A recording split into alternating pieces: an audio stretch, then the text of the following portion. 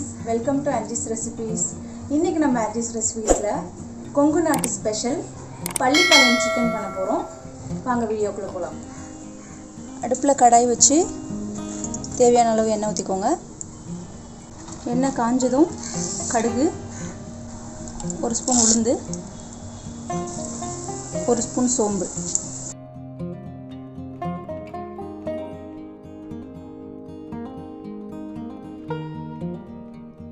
கடுகு வெடிச்சதும் கொஞ்சமாக கருவேப்பிலை போட்டுக்கலாம்.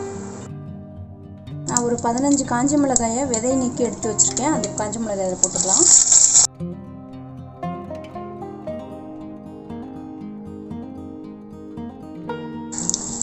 ஒரு 10லேருந்து 12 பூண்டை நான் நல்லா நசுக்கி எடுத்து வச்சுருக்கேன். அதே மாதிரி 1 இன்ச்சு இஞ்சி நான் நல்லா நசுக்கியிருக்கேன். ரெண்டையும் சேர்த்துக்கலாம்.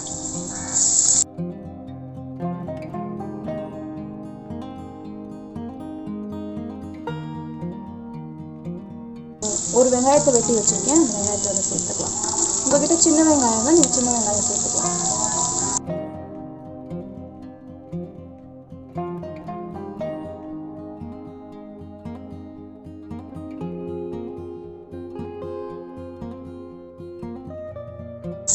இப்போ வெங்காயம் ஓரளவுக்கு நல்ல கலர் மாறி இருக்குது. இந்த நேரத்தில் நான் தேங்காயை சின்ன சின்னதாக கட் பண்ணி எடுத்து வச்சுருக்கேன். அதை சேர்த்துக்கலாம்.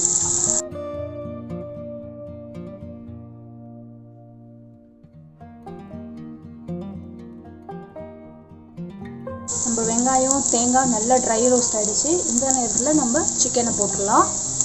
மஞ்சளும் உப்பும் போட்டு சிக்கனை கழுவி வச்சுருக்கேன். அந்த சிக்கனை அதை சேர்த்துக்கலாம்.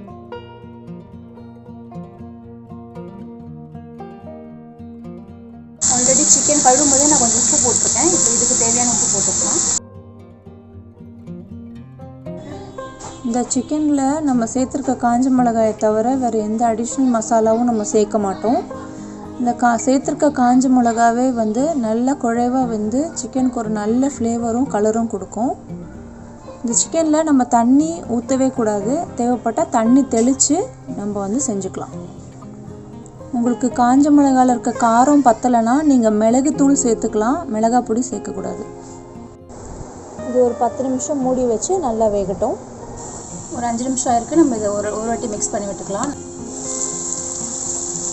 நம்ம இந்த தண்ணி ஊற்றல, சிக்கன் நல்லா தண்ணி விடுது. மூடி வச்சிடலாம். இன்னொரு 5 நிமிஷம் வேகட்டும். சரியா 10 நிமிஷம் ஆயிடுச்சு. சிக்கன் நல்ல வாசனை வருது. சிக்கனும் நல்லா சாஃப்டாக வெந்திருக்கு. இப்போ நம்ம ஸ்டவ் ஆஃப் பண்ணிடலாம்.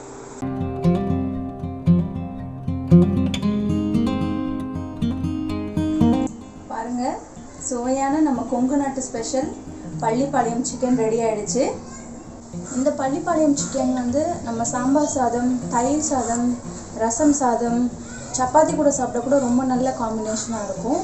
நான் உங்களுக்கு காமிச்சது ஒரு simplest version of Pallipalayam chicken தான். இதுலேயே நிறைய வேரியேஷன்ஸ் இருக்குது. சில பேர் மிளகுத்தூள் சேர்த்து செய்வாங்க, சோம்புத்தூள் சேர்த்து செய்வாங்க, சில பேர் ஜீரகப்பொடி சேர்த்து செய்வாங்க. உங்களுக்கு என்ன மசாலா வேணுமோ நீங்கள் அதை போட்டு செய்யுங்க.